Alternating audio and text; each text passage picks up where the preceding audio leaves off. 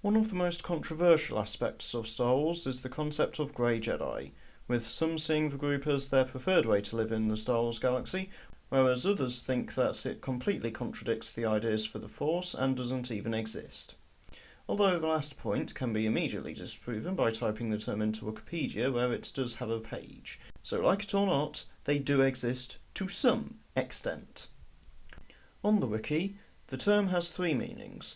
Firstly, the view that most fans have of them, as Jedi who balance the use of the light and dark sides of the Force.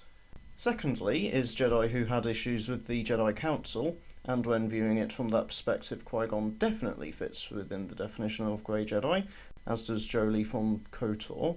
And thirdly, to describe secondary factions that didn't fully align with either side of the Force, but were closer to the light than the dark, such as the Gentile, similar to how the term Dark Jedi has been applied to characters who had never been part of the Jedi Order before going to the dark side.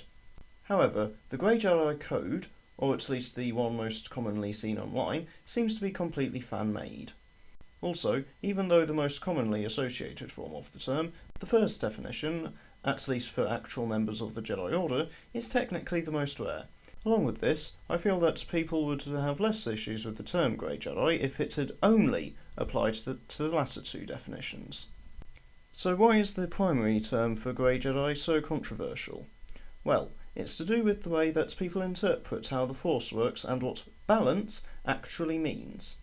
For the most part, Lucas himself has referenced balance as being the absence of the dark side, yet some writers have interpreted it to be more literal. And then there's KOTOR 2, where Kreia presents the Force itself as a malevolent entity, or SWTOR's later expansions presenting the idea that the Force is a paradox, but they're neither here nor there. However, the most common misinterpretation for Lucas's version of balancing the Force came from the events surrounding the Wands and the Mortis arc, which were presented, or can at least be viewed, as a physical metaphor for the Chosen One prophecy and shows a literal balancing between the light and dark. And because the story is likely to be the most commonly seen or heard depiction of the balance in the Force, this is likely where most people get their interpretation of what it means from, regardless of whether the arc was one more heavily influenced by Lucas or Filoni. And then there's the Bendu in new canon, which continues the idea of balance existing somewhere between the light and dark sides. Technically, the Voss from SWTOR also believe in Grey Jedi type beliefs, but in their case, people who dislike such views can just headcanon and that they're mortals who misunderstand an intangible concept, whereas characters like the Bendu seem like they had emerged from the Force itself. Along with this, I think that some fans are too obsessed with the following the will of the Force is immediately light side perspective. As an example, if the Jedi Council from the KOTOR era had stated that it was the will of the Force itself that the Jedi remained outside of the Mandalorian Wars when Revan broke away, that wouldn't have immediately made him a dark side Force user, and instead, just like in the actual version of Legends, it was his actions and mentality, along with some Force manipulation from Vitiate, that caused him, Malak, and their followers to fall to the dark side. Also, Revan isn't a Grey Jedi, and he was never both Jedi and Sith at the same time. He just swung from one alignment to the other multiple times in his life. And, unlike the existence of Grey Jedi, I feel that it should be an impossibility for any character to be Jedi and Sith simultaneously.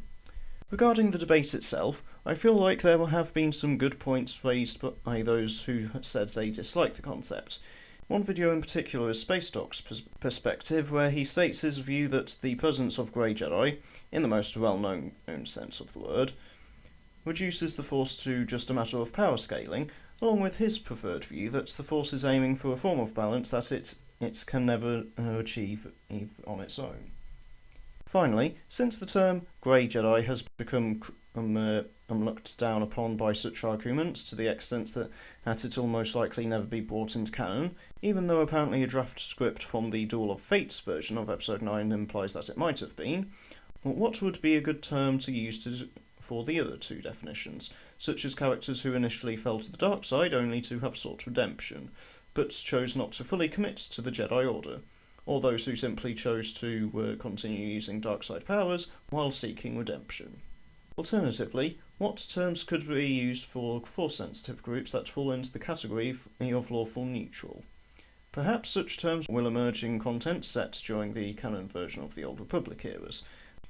Thanks for watching.